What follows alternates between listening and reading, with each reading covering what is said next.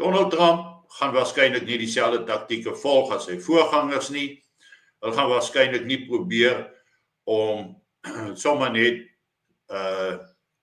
revolusies te organiseer, om van die verhandegesinde regerings ontslae te raak nie. Ek dink hy gaan baie meer fokus op die ekonomiese sy daarvan, om regerings ekonomies en finansiëel te dwing na sy standpunt toe en na die kant van Amerika toe.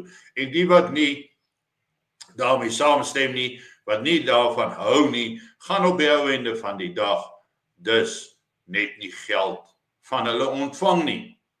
So 'n klomp pogings in Suid-Afrika is waarskynlik tans beëindig, maar die fokus gaan nou ook kom op ander vergrype, ander situasies wat moontlik net sou verdwyn het in die mistigheid van politiek en geweld in Suid-Afrika.